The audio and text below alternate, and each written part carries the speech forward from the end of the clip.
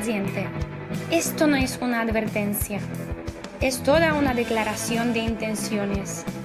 Estás a punto de escuchar a los 4 del patíbulo, que en breves instantes comenzarán a diseccionar en su particular mesa de operaciones a ese incauto libro, entrevista, documental que haya tenido la suerte de caer en sus manos. Pasarán por su bisturí sin anestesia de ningún tipo y nada aquí estará esterilizado. Esperamos que tu mente tampoco. Bienvenido al patíbulo.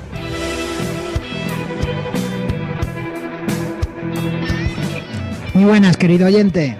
Nos produce un inmenso placer volver a saludarte, cómo no. Al habla Juan Carlos Jiménez Aznar, abogado en Servicios Legales PG y profesor de oratoria en oratoriaparaemprendedores.com. Y por favor, deja que te saluden también el resto de mis compañeros del patíbulo. Alberto Ferreiro, desde Lugo para el mundo. Muy buenas, Alberto. Muy buenas, Juanqui. Muy buenas a todos, compañeros. ¿Qué tal? Ya que tienes la oportunidad para presentarte, adelante, compañero. Alberto Ferreiro, mentor de empresarios y emprendedores en Reimpulse, una consultoría estratégica y con la parte de empresarios sobre todo para ayudarles a que dejen de ser esclavos de sus negocios, y cuando se trata de emprendedores es probar sus negocios de una manera rápida y sencilla sin que se arruinen, por así explicándolo rápido. Muy bien, Alberto. Oye, tenía que comentártelo, Alberto. Me encontré por los pasillos justo antes, en el pasillo que hay a mano derecha justo antes de entrar al patíbulo, me encontré en ese pasillo a la señorita Zalewska, quien nos presenta todos los programas, y me reprochó que aún no supiéramos pronunciar su apellido en condiciones. A ver, ¿cómo lo haces tú, Alberto? ¿Cómo pronuncias tú el apellido de nuestra amiga? Zalewska. ¿Zalewska? A ver, otra. A mí, ¿Zalewska? Bueno, ya nos dirá ella. Cuidado porque me echó la bulla. Vamos a ver si vamos a continuar para adelante y a ver si esto lo podemos arreglar por algún lado. Porque vamos a continuar para adelante y bueno, mientras buscamos una nueva ruta comercial hacia la India, surcando el Océano Atlántico, ¿con quién nos encontramos? Nos topamos nada más y nada menos que con el gran Fran Lira. Muy buena, Fran. Muy buenos días. ¿Cómo andan? ¿Qué tal? Todo muy bien a este lado del charco. Muy rápidamente me presento. Soy Fran Lira, gerente de ventas de Gran Consumo, actualmente, como digo, en México, y con siempre mucha inquietud por el mundo del emprendimiento y los negocios. Así que un gusto y un placer estar de nuevo aquí compartiendo tertulia. Fran ya maneja como nadie el DG mexicano y entonces te vamos a probar con el polaco. A ver, Fran, Zalewska. Dale las buenas tardes a nuestra amiga. ¿Cómo sería? A ver, Fran. Buenas tardes, Zalewska. Vaya tela. Continuamos, que esto no sería un patíbulo en condiciones si no tuviéramos un brazo ejecutor, el verdugo de lo políticamente correcto. Es un inmenso placer saludar a nuestro ingeniero Álvaro Díaz. Muy buenas a todos. ¿Qué tal? Pues bueno, me presento un poco por encima. Yo soy ingeniero aeronáutico y exconsultor y he vivido varios años fuera de España y desde principios de este 2020 de nuevo aquí en España intentando sacar adelante un negocio. Álvaro, tú eres ingeniero aeronáutico, pero tienes un conocimiento muy alto en economía, ¿eh? Yo te he leído en ese Twitter que tienes y te gusta mucho, tienes unos conocimientos en economía bastante sí, bueno, al alto, final, ¿verdad? Yo tengo que admitir que mi carrera la decidí con 18 años sin ser realmente mi vocación, la terminé, pero después me he ido aficionando y cogiendo el gusto por otros campos y uno de ellos últimamente es la economía, que me gusta mucho. Pues hoy nos vas a venir muy, muy bien y además como ejemplo oye, no permitas que un crío de 18 años decida tu futuro, ¿verdad? Eso es. Y además controlas mucho el inglés y lo pronuncias muy bien. Vamos a probarte con el polaco, ¿no? Dale las tardes a nuestra amiga Zalewska. Vamos allá. Yo no sé ruso o polaco, pero esta palabrita, que sí que suele ser el mismo en todos los países eslavos, se lo puedo decir en su idioma, que es Dobre jutro, Zaliewska. Muy bien, salido al paso. Vamos a ver ella qué decide, si nos da el paso o no. Bueno, vamos a entrar en faena y es que en esta ocasión traemos los 4 del patíbulo al gran Yuval Noah Harari y su libro, su gran obra maestra, Sapiens. Ese libro sobre el origen de la raza humana y su particular visión sobre el recorrido que hemos experimentado hasta hoy, el ser humano. Está claro que es un libro de obligada lectura para cualquier humanista, porque podremos estar más o menos conforme con las teorías que formula el profesor Harari, pero lo que está claro es que no vamos a quedar indiferentes, porque al fin y al cabo es la historia del ser humano, es decir, es nuestra historia, es tu historia, oyente. Hoy nos vamos a centrar en el capítulo 16 de Sapiens, el credo capitalista.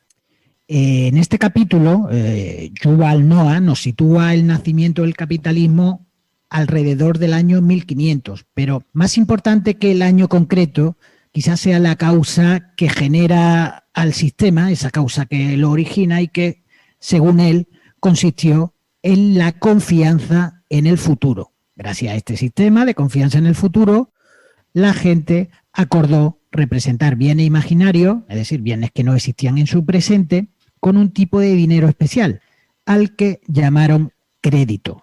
Este tipo de dinero intangible, el crédito, nos permite construir el presente a expensas del futuro, dice el autor. Y entonces, Álvaro, te decía que nos venía muy bien porque este cambio de las reglas del juego con el crédito, ¿trajo el progreso realmente o es una trampa? Fue una trampa para que los ricos fuesen más ricos y los pobres más pobres. A ver qué nos puedes hablar tú sobre el crédito y el capitalismo. La idea central del autor en este capítulo es que en el capitalismo los beneficios de la producción han de reinvertirse en aumentar la producción, ¿no? Y nos comenta el autor que esta idea fue ajena a la mayoría de la gente a lo largo de la historia. Entonces, Yuval Noah nos explica que el concepto de crecimiento en la historia económica es clave y que durante la mayor parte de la historia la economía global se mantuvo durante milenios aproximadamente con un mismo tamaño, ¿no? Y que en los últimos siglos ha crecido de una manera absolutamente exponencial. ¿Qué ocurre? En ese último periodo en el que ha crecido de manera exponencial es en el periodo en el que se empezó a producir una acumulación de capital masiva, más o menos en la revolución industrial es cuando empezó, y el autor dice que ahí empezó el capitalismo, pero yo creo que aquí habría que hacer una serie de puntualizaciones, porque, por ejemplo, un autor que me gusta mucho a mí, Antonio Escotado, como explica él en su trilogía de los enemigos del comercio, capitalismo ha habido siempre. La única diferencia es que el dueño sea el emperador de China o el de Roma, o que los dueños se multipliquen y se diversifiquen, que es el caso actual. Entonces, yo creo que lo primero que el oyente agradecería es que aclarásemos con un poco más de detalle lo que es exactamente capitalismo, porque todo el mundo habla capitalismo, pero ¿qué es capitalismo? Es un sistema de organización económico y social en el que, uno, son los individuos y las personas quienes llevan a cabo la producción, es decir, existe una propiedad privada de los medios de producción. Dos, el intercambio de bienes y servicios se realiza mediante transacciones en las que intervienen precios determinados en mercados libres por la ley de oferta y demanda. Y tres, el capital sirve como fuente de generación de bienestar y riqueza. Esas serían las 3 características principales del capitalismo. Se habla mucho de capital también, entonces, muy sencillo, para que lo entienda el oyente. ¿Qué es capital? El capital es la parte producida de la parte de producción que no necesita ser consumida en el acto. Es decir, es la parte del producto que se puede ahorrar. O sea, capitalismo es la capitalización del ahorro. El ahorro es un concepto absolutamente clave en el capitalismo. Sin ahorro no puede haber capital y no puede haber capitalismo. Entonces, la idea central del autor aquí de Yuval, de que los beneficios de la producción han de reinvertirse en aumentar la producción, es cierta, pero en realidad hemos vivido miles de años en sociedades capitalistas públicas. Las coronas, las monarquías había menos capital acumulado, pero en realidad la corona era el dueño físico de todos los terrenos y de la renta de los terrenos. Entonces, pues sí, la acumulación masiva de capital empieza en esa época, pero capitalismo pues ha habido durante casi toda la historia. Álvaro, lo que ocurre es que el profesor Harari explica que lo que él entiende por capitalismo distingue el capital de la simple riqueza. Que el capital consiste en dinero, bienes y recursos que se invierten en la producción. Y la riqueza, en cambio, se entierra bajo el suelo o se malgasta en actividades improductivas, ¿no? Esa es la diferencia que tiene. Entonces, a lo que tú hacías referencia acerca de los emperadores, los reyes, esos sistemas capitalistas, él los identifica con la riqueza más que con el capitalismo. Sí, claro, es que la riqueza, si no se reinvierte, no genera aumento de productividad. Entonces, no es capital. Efectivamente, la riqueza de por sí no es capital, pero el capital sí que genera riqueza. O sea, no es lo mismo riqueza que capital, pero no hay aumento de riqueza sin aumento de capital. Entonces, efectivamente, no es lo mismo, pero para que aumente la riqueza neta, debe haber una acumulación de capital ahorrado que se reinvierta y con esa reinversión aumente la riqueza. El crédito ayuda a la inversión y a la acumulación del capital. Entonces, la utilización del crédito es un concepto clave en la acumulación de capital y el aumento de inversión y de posterior riqueza. Está bien curioso esa parte, porque ahí es donde entra la disyuntiva con el intervencionismo político, porque realmente ahí los gobiernos entienden que tienen que cobrar impuestos para atender prestaciones por desempleo, ¿no? Y lo que te dice antes un capitalista es: no me cobres tantos impuestos, no me descapitalices, porque yo esa ganancia la voy a reinvertir en hacer nuevas fábricas, en crear nuevos recursos que a su vez me permitirá contratar gente y, por tanto, no te será necesario esas prestaciones por desempleo. Esa es un poco lo que también el autor nos desgrana, y es un punto de vista interesante porque al final nos muestra esos extremos, ¿no?, entre lo que quizás estamos viendo a día de hoy en diferentes países y en diferentes realidades. Chicos, la pregunta que yo quería traer hoy al patíbulo, así cuando estábamos, pues Sapiens es una gran obra que invitaremos aquí a los lectores, que es una obra totalmente aprovechable.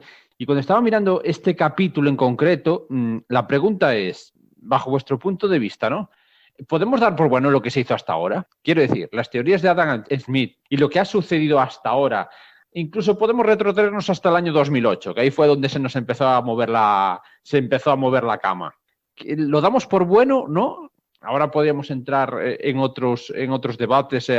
Si vosotros consideráis que el comunismo fue un hecho terrible, que ahí lo determina el profesor Harari como algo totalmente, como un auténtico desastre. ¿Sería algo aprovechable de lo que vimos del comunismo? ¿O de alguna manera lo damos por bueno hasta el momento actual? Yo, desde mi punto de vista, sobre todo hasta el 2008, yo creo que más o menos ha funcionado. Creo que el 2008 fue un aviso de que esto tocaba reset, y lo que tenemos ahora encima, pues me gustaría entrar un poco en profundidad, qué tenemos ahora encima de la mesa. Entonces, yo desde mi punto de vista hasta 2008, evidentemente ya traía cosas por abajo, en el 2008 nos saltó el pastel en la cara, pero el problema es que de 12 años para aquí no hemos aprendido, ni entendido, ni hecho nada. Y yo es el problema que veo a todo esto y a lo que, evidentemente, las teorías que nos relataba aquí Álvaro, pero yo creo que toca encararlo de una manera increíblemente drástica, de un cambio, hay que dar un volantazo, vamos. Yo no estoy del todo de acuerdo contigo, Alberto, y te voy a explicar por qué. Porque el 2008 fue otra crisis más que hubo. Lo que pasa es que pues, fue la que nos tocó vivir, pero anteriormente el capitalismo lleva mucho tiempo, varios siglos, y pues ha habido otras pues, más relevantes, ¿no? La Gran Depresión. Realmente sí que ha demostrado que funciona de forma cíclica, y podríamos haber aprendido más o menos, pero así funciona. Yo lo que creo hacia adelante es que no va a ser sostenible. No va a ser sostenible porque este sistema económico se apoya en una premisa de que el pastel siempre tiene que ser más grande para beneficio de todos, ¿no? El problema es que en ese proceso de hacer el pastel más grande, pues se necesitan consumir recursos materiales que a la vista está que se están agotando. Yo creo que la diferencia respecto a un siglo atrás, por ejemplo, es que los recursos naturales no van a seguir dando para que este sistema siga primando, ¿no? en la economía actual, pues porque no es sostenible. Ese para mí sería como más bien la crítica, entre comillas, hacia adelante. Ahora bien, que nos ha situado en otra dimensión muy distinta a lo que otro sistema nos pudiera haber dado, pues seguramente sí, ¿no? Y ahí el autor nos habla de la diferencia desde el 1500, que es cuando más o menos sitúa el nacimiento del crédito y la irrupción del capitalismo per se. Sí que creo que nos ha puesto en otra situación completamente distinta en cuanto a calidad de vida, bienestar social, mortalidad infantil. Creo que al menos esas bondades sí hay que reconocérselas al sistema, más allá de que haya habido desajustes y la riqueza pues pueda estar mal distribuida, ¿no? O no todo lo bien que pudiera. Yo creo que es muy interesante esta percepción que traéis, Alberto y tú, Fran, sobre la idoneidad de los mercados libres y del capitalismo en el mundo actual, ya si se ha gastado el modelo, si ya no nos sirve.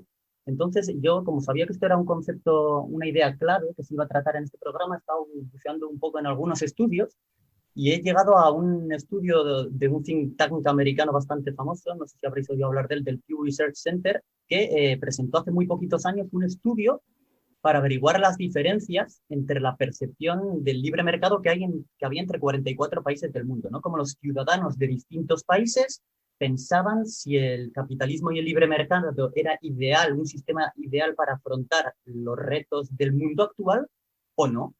Y las conclusiones de este estudio que os voy a comentar muy rápidamente por encima son increíbles.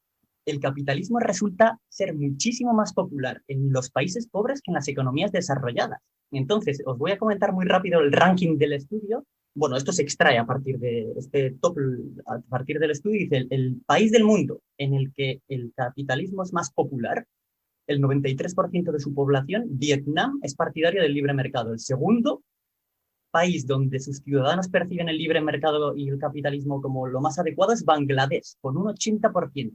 Bueno, Bangladesh, que además allá su esperanza de vida ha pasado de 50 años en el 1972 a más de 70 hoy en día. El tercero es Corea del Sur, ese me extraña menos, un 78% de aceptación en comparación, claro, tienen sus vecinos del norte que no quieren ni ver ese sistema. Muy curioso también, el cuarto, China, un 76%, creen que es lo mejor. Y quienes rechazan el capitalismo son en términos porcentuales menores que en Estados Unidos, y quinto, Ghana. Si nos vamos a las economías desarrolladas, el rechazo es muchísimo mayor. En un sistema capitalista como Estados Unidos, un cuarto de los ciudadanos americanos creen que es un sistema injusto, que no es idóneo para favorecer el desarrollo, etc. Muy curioso, yo creo que 4 de este top 5, y si nos vamos a más abajo, la mayoría están arriba, son economías asiáticas. ¿Por qué los asiáticos creen que el capitalismo es lo mejor que pueden tener hoy en día? Yo creo que es porque ellos han vivido el grandísimo desarrollo económico que han experimentado sus países en las últimas décadas, que su aportación al PIB mundial ha pasado del 25% hace unos 20-30 años a más del 40%, y me parece muy paradigmático el caso de los países ricos y las economías desarrolladas, ¿no? En España, según el estudio, la mayoría de los ciudadanos piensan que el libre mercado no es la mejor herramienta para generar prosperidad. Yo creo que esto ya es opinión, entro en el campo de la opinión, creo que una de las causas de que esto se ha percibido así en España y en otras economías desarrolladas es que hay un poco de confusión entre lo que de verdad es el libre mercado y el mercantilismo, o lo que se llama comúnmente el capitalismo de amiguetes, ¿no? Que no tiene nada que ver con lo que es realmente el capitalismo y el libre mercado. No sé qué pensáis vosotros de esta diferencia de percepción entre la idoneidad que creen en Asia. Yo creo, Álvaro, que esto está también relacionado con que esta población de estos países, parece que desean las bondades del capitalismo, relacionan capitalismo con seguridad jurídica. Y quizás sea eso lo que estos ciudadanos de estos países que anhela este sistema también anhelen seguridad jurídica, porque lo que está claro es que el sistema capitalista sin seguridad jurídica no se entiende. De hecho, el capitalismo huye de los estados en los que el sistema jurídico prácticamente no existe. O no está separado del Ejecutivo, sí. Bueno, pues al hilo de lo que decía Álvaro, a mí me da que pensar que, por ejemplo, todas esas declaraciones o todo el resultado de ese estudio tendrá mucho que ver también de cuál sea la educación financiera de esos países. Quiero decir, yo creo que uno de los grandes problemas que tenemos en el mundo en general es que hay ciertos conceptos y sobre todo de conceptos sobre lo que es el capitalismo, sobre lo que es el comunismo, el neoliberalismo. Son todos conceptos que por eso yo creo que aquí el bueno del profesor Harari pues ha hecho un grandísimo esfuerzo por traerlo en lenguaje coloquial. Pero muchas veces el problema es que la percepción de la gente no puede ser de ninguna manera objetiva porque no saben ni siquiera de qué conceptos están hablando o no lo entienden de alguna manera pues contrastada con la realidad. Quiero decir que es muy difícil, en base a este estudio, determinar qué entiende la gente por capitalismo, por comunismo, y yo creo que de ahí vienen las diferencias, de las percepciones y sobre todo de que incluso era pegándole una patada al sistema educativo español, de que no se les explica, ninguno de los que estamos aquí, hasta que hemos llegado a nuestras respectivas formaciones universitarias o que llegamos por nuestra inquietud, no sabemos nada de economía, pero absolutamente nada. Yo no sé cómo lo veis vosotros. Veo un gran agujero en este caso. Creo que ya lo hemos tratado otras veces cuando hablábamos del bueno del Kiyosaki en este tema. Bueno, yo creo que hay mucha confusión, ¿no? Yo creo que se identifica capitalismo real y libre mercado con eso, con mercantilismo, que es donde los lobbies empresariales dirigen la política económica, con capitalismo de amiguetes, etcétera, porque en realidad el consumo masivo y masivo de bienes y servicios, eso no es una característica del capitalismo. El capitalismo no depende del consumo, depende del ahorro. Entonces, una sociedad donde se consumiera el 100% de la renta, máximo consumismo posible, eso no sería una sociedad cero capitalista, porque no tendríamos ni un solo bien de capital, ni viviendas, ni fábricas, ni infraestructuras, ni laboratorios, no habría inversión. O sea, todos los individuos estarían centrados y ocupados permanentemente en producir bienes de consumo y cero en producir bienes de inversión. Entonces, eso es una mala interpretación, una identificación errónea del capitalismo y libre mercado real con un mercantilismo, con un capitalismo de amiguetes. Yo creo que de ahí viene el rechazo de la sociedad actual en los países desarrollados hacia el capitalismo, creo yo. Y la pregunta es, entonces lo que dice Adam Smith y lo que nos refiere aquí el profesor Harari, al final resulta que el egoísmo de los ricos es bueno. Se supone que el egoísmo, que efectivamente eso es lo que nos cuenta el autor, cuando los agentes individualmente persiguen egoístamente su ánimo de lucro, al final eso paradójicamente acaba beneficiando a toda la sociedad. Pero no es tanto el egoísmo, o al menos lo que habla Adam Smith, sino la codicia. Creo que son términos distintos.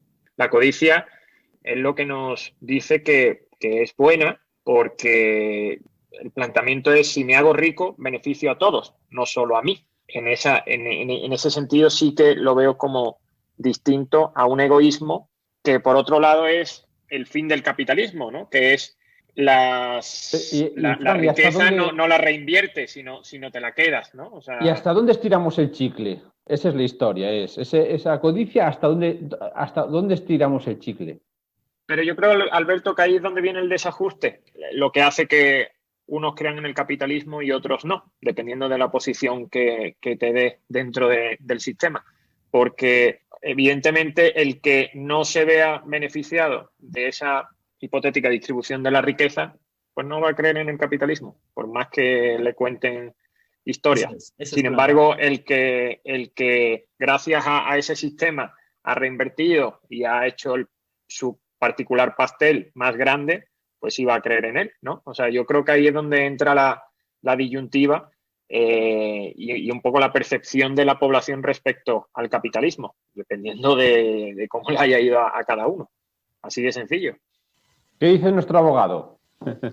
Yo estoy de acuerdo con la interpretación que hace el autor, Yuval Noah Harari, ¿no? Y que el pequeño inconveniente del capitalismo de libre mercado es que no puede asegurar que los beneficios se obtengan de manera justa o que se vayan a distribuir también de manera justa. la ansia de aumentar los beneficios y la producción puede impedir a la gente ver cualquier cosa que se interponga en el camino. Entonces, cuando el crecimiento se convierte en un bien supremo, no limitado por ninguna otra consideración ética, más que jurídica, ética, puede conducir fácilmente a la catástrofe, como se ha dado en muchísimos estados durante la historia. Y la pregunta es, ¿pensáis que ahora puede haber en las circunstancias actuales una grave polarización de todos estos conceptos y que nos lleve algo a conflictos y a tomar una serie de decisiones catastróficas? Sobre todo estamos viendo ahora cómo se está polarizando absolutamente todo. Yo creo que esa polarización sí que puede ocurrir porque el estudio que he traído antes de Pew Research Center también trataba el tema de la desigualdad y de la percepción en distintos países y efectivamente la desigualdad es percibida como un problema relevante en todos los países que analizaron. Pero la diferencia es cómo creían en la ciudadanía en los distintos países que había que combatir esta desigualdad, porque en los países más pobres, paradójicamente, la opinión mayoritaria es bajar los impuestos, particularmente a las empresas, para atraer la inversión, generar crecimiento económico y esto que reduzca la desigualdad. Y en cambio, en países como España... Empresas que no quieren ir. Empresas que no quieren ir a esos países. Son empresas que no quieren ir a esos países, claro. Bueno, el capital fluye allí donde se le da facilidades para instalarse y seguridad jurídica. Ahí está. Pero en cambio, en países como España se opina mayoritariamente que es mejor subir impuestos y financiar programas sociales de todo tipo, ¿no? Pero en realidad, no sé, yo creo que jamás en la historia de la humanidad los pobres habían progresado y mejorado tan rápido como en las últimas décadas. Álvaro, ¿realmente ese informe, cuando habla que en España la gente opta más porque se suban más los impuestos, se puede especificar más sobre cuál es la pregunta que se hace para que la población quiera que se le suba más los impuestos? Y la carga impositiva en España es bestial y es uno de los principales motivos de queja, tanto de particulares como de autónomos. Bueno, Otra cosa distinta es a las grandes fortunas. Hombre, eso, el enlace ahora en la descripción del vídeo, ponemos el enlace al estudio, lógicamente. Todo esto considerando el aumento exponencial que ha tenido la población desde hace varios siglos hacia acá. Soy bastante repetitivo con este tema, pero realmente creo que complica el hecho de ofrecer una sociedad, o sea, un bienestar, el hecho de que seamos cada vez más. Eso supone generar más empleo, que las prestaciones sean cada vez más altas y de alguna forma creo que también cualquier otro sistema que hubiera podido sustituir al capitalismo se hubiera enfrentado a ese reto. Entonces, en un capítulo anterior tratábamos los datos del crecimiento de la población, el efecto, la famosa sobrepoblación, ¿no? Y creo que eso también hay que considerarlo porque definitivamente hace más complicado que tanto el capitalismo como cualquier otro sistema pueda llegar a cumplir las expectativas de la población. Aquí puede ser interesante traer a colación el libro de Juan Carlos Cubeiro, cuyo título es Del capitalismo al talentismo, donde destaca que de una sociedad meramente capitalista e incluso mercantilista podríamos estar viviendo una transformación a una sociedad donde los individuos hacen cada vez más por diferenciarse y trabajar sus talentos, de modo que se forman a sí mismos más, leen más, son más inquietos. Como nuestros oyentes. Efectivamente. Entonces eso es una forma también de cuántos puestos de trabajo que no existían hace 5 años existen ahora. Muchos más, ¿no? ¿Y cuántos han desaparecido? También más, ¿no? Pero eso es una de las claves y creo que es una virtud del ser humano, es esa capacidad que hemos tenido para reinventarnos a la hora de producir. Exacto, y lo menciona Yuval Noah en el libro, ¿no? Cuando habla de que estamos creando de la nada billones y billones de dólares, euros, yenes, en definitiva, inyectando crédito barato en el sistema, y lo que esperamos es que tanto científicos, técnicos e ingenieros consigan dar con algo realmente grande antes de que la burbuja estalle, ¿no? Y al final todo el sistema capitalista, y suena simplista, pero es que es tal cual, dependemos que estos laboratorios, por llamarlo de alguna manera, cumplan con dichas expectativas, porque si no nos vamos a ir a a una situación bastante complicada como nos ha pasado en determinadas crisis económicas. Yo una de las cosas que me gustaría traer hoy aquí al patíbulo, que también estuve un poquito indagando, sobre todo para intentar buscar, traer por un lado lo que nos ha traído hasta aquí, es decir, bueno, ¿qué tenemos ahora en el presente?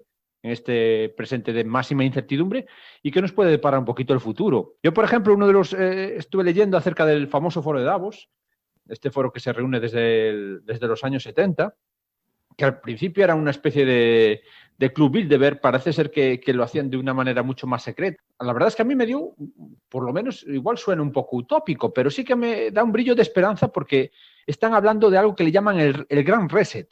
Lo que están planteando para Davos, para el 2021, es que buscar soluciones, primero soluciones verdes, ¿no? Que esto es bueno, de alguna manera creo que estamos llamados a eso, o buscamos una solución verde o no hay solución. Y buscar sobre todo el salvar las desigualdades.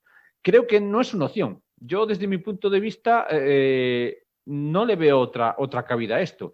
Y yo creo que... ¿Ha dicho 2021, Alberto? Sí, 2021, lo están preparando para el foro de Davos del 2021. Se llama así el Gran Reset e incluso están pues implicados grandes empresarios, fortunas, líderes políticos. Es como si hubiera dicen que se ve una auténtica posibilidad de darle una vuelta a esto. Yo, mi punto de vista dentro de todo esto que estabas hablando antes, Fran, el gran problema es que estamos envueltos en deuda. O sea, somos una gran bola de deuda. Y yo esto del Gran Reset ayudaría. Somos muy optimistas, Alberto. Siempre hemos pasado a pensar que el futuro siempre va a ser mejor. Claro, pero fijaros. ¿Hasta dónde nos lleva eso? Qué curioso. Lo que nos explicaba Álvaro al principio. El crédito empezó a funcionar cuando se tenía confianza en el futuro. 500 años después, estamos en un momento de incertidumbre máxima donde ahora yo creo que nos damos cuenta que el futuro pasa, entre otras cosas, primero, porque nos unamos.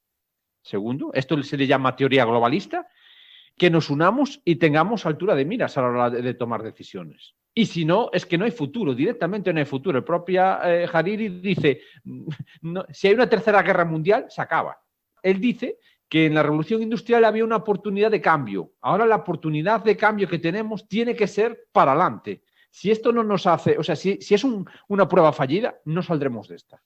A mí me gustaría comentar que más allá de los datos excepcionales que se han producido en las últimas décadas, por ejemplo, según datos del Banco Mundial, la pobreza extrema se ha reducido para un umbral de $2 al día, porque la pobreza extrema, bueno, la pobreza se puede definir según el umbral que determines, pero según el Banco Mundial, pobreza extrema son en particular $1,90 al día, se ha reducido de un 44% en el 1990 a un 10% en 2015. A principios del siglo XX era casi el 90% de la población mundial vivía bajo ese umbral, ahora un 10%.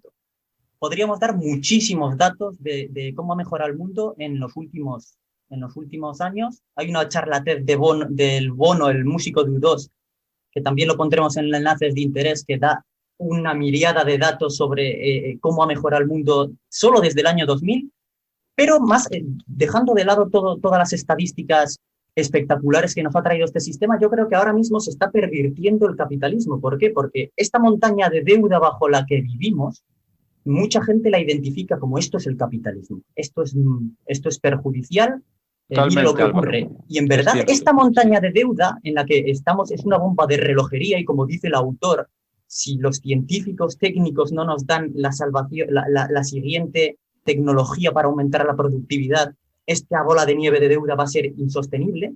Esto no es capitalismo, porque el capitalismo se basa en el ahorro. El crédito real en el capitalismo va ligado al ahorro. Cuando hay mucho ahorro, hay facilidad de crédito, los tipos de interés bajan, es fácil prestar. Cuando hay poco ahorro, que es el caso actual, los tipos de interés naturales deberían ajustarse y ser mucho más altos. La realidad es que los bancos centrales pervierten todo el sistema capitalista. Estamos emitiendo deuda, bajando artificialmente los tipos de interés y en una montaña de deuda que es una bomba de relojería que nada tiene que ver con el ahorro, que es una clave central del capitalismo. O sea, entonces lo que estamos es en un sistema capitalista totalmente pervertido, ¿no? Eso es como si decimos que China es comunista. Pues bueno, es un comunismo Pues el capitalismo real no existe hoy en día. Igual que el comunismo real. Y Álvaro, ¿tú cómo ves esto que ha expuesto Alberto del foro de Davos sobre el gran reseteo? ¿Crees que es la alternativa? La pobreza, la desigualdad en economías desarrolladas, sí que hay países donde está aumentando, pero hay muchos investigadores, por ejemplo, Branko Milankovic, que se puede considerar, él mismo se autodenomina de izquierdas, muy de izquierdas, es del Banco Mundial, pero Branko Milankovic, sus estudios demuestran que la desigualdad a nivel global está disminuyendo. Está claro, la globalización está haciendo que en Bangladesh millones de personas salgan de la pobreza. En los países en desarrollo, la globalización hace que mucha pobreza disminuya. Entonces... Claro, Álvaro, pero si aquí, por ejemplo, la India, que ahí hay, yo no sé si hay 2.000 millones de humanos o 3.000 millones de humanos, simplemente con que cambie allí un poco, ya mueve todas las estadísticas, por ejemplo, claro, en India. Pero ¿eso por qué es? Eso es por el sistema capitalista. Si no, no podría ocurrir. Pero yo creo que más allá del tema de la desigualdad económica que pueda generar, hablamos también de un tema de recursos naturales que se está poniendo en manifiesto que no da.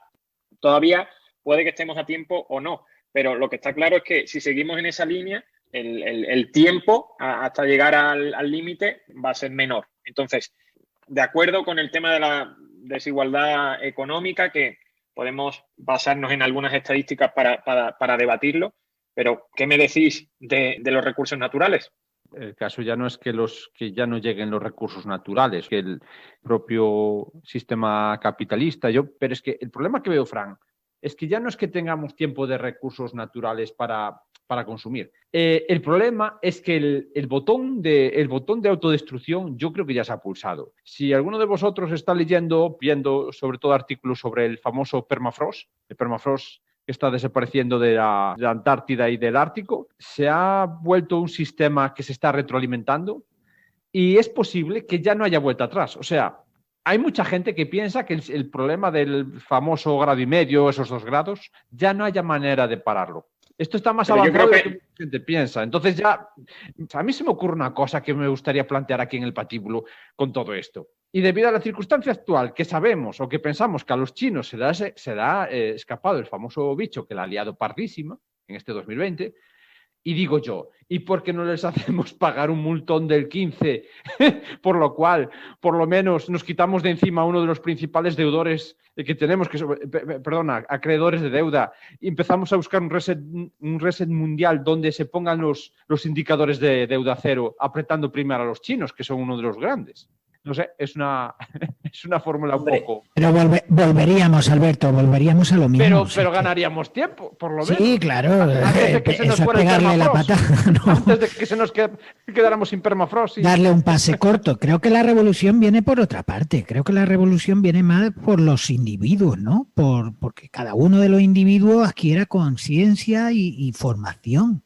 Creo que la clave está en la educación. Si ahora, entonces lo que propone Alberto lo veo más cercano a una tercera guerra mundial que a otra cosa, porque se ha puesto de manifiesto a lo largo de la historia que cuando se ha sancionado duramente a un país, el mundo no ha mejorado en cuestiones económicas. ¿Quién va a pagar la factura esta de la aliada esta de los chinos?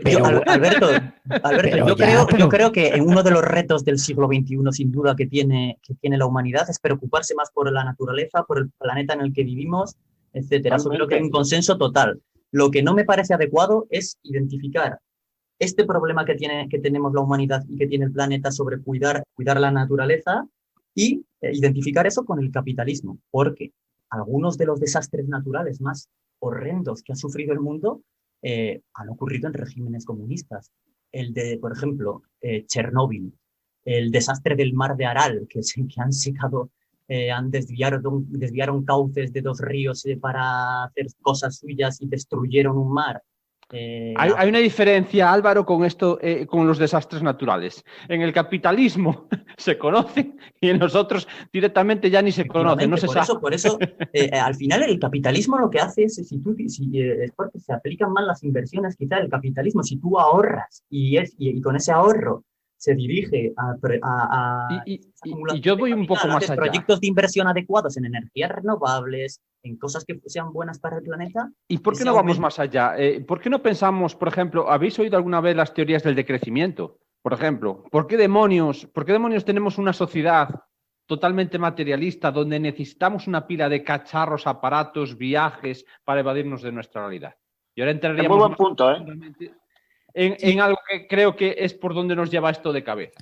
Sí, definitivamente creo que es un punto en el que coincidimos todos, que se necesitan nuevos esquemas económicos, sociales y educativos que pues recojan, ¿no?, algunas de las cosas que hemos hablado aquí, ¿no? El cuidado de la naturaleza, el cambio de mentalidad de que el desarrollo económico no puede ser infinito, y eso sí creo que es una de las premisas fundamentales del capitalismo, y que lo que debamos enfocarnos es pues alcanzar mejores índices de bienestar. No sé cómo tengamos que reestructurar eso para llegar a ese punto, pero definitivamente lo necesitamos porque, desde luego, tal cual vamos, no es sostenible. A mí me gustaría decir, así también a modo de cierre, y volvería a ir a rescatar dos conceptos del profesor Harari, y es que esto lo vamos a salvar solo de dos maneras. Uno, con el equilibrio mental, y con inteligencia emocional. Al final volvemos a lo de siempre. Claro, ¿quién le pone el cascabel al gato? Por eso creo que al final son los dos fundamentos, y por eso a mí me gusta tanto, la verdad, la figura de este autor. Y creo que es, al final, algún día traeremos aquí el poder de la hora y hablaremos del tema de conciencia y de temas mucho más profundos, y yo creo que ahí está la clave. Y yo mi cierre, volviendo al autor, al profesor Harari, es en Sapien, que contiene que la idea de progreso se basa en la hipótesis de que si admitimos nuestra ignorancia e invertimos recursos en la investigación, las cosas pueden mejorar. Y nada, querido oyente, lo vamos a dejar aquí. Estamos de nuevo encantados en haber pasado este tiempo contigo. Esperamos haberte entretenido. Por favor, si no lo has hecho aún, te agradecemos que te suscribas. Por favor, déjanos en las reseñas cualquier sugerencia, que así nos ayudará a mejorar y ayudarte también a ti a que te entretengas, que por lo menos a esto es a lo que hemos venido, a pasar un rato. Nos tienes también en las redes sociales a tu entera disposición. Bueno, compañeros del patíbulo, hasta la próxima. Hasta la próxima. Muy buenas a todos. Adiós.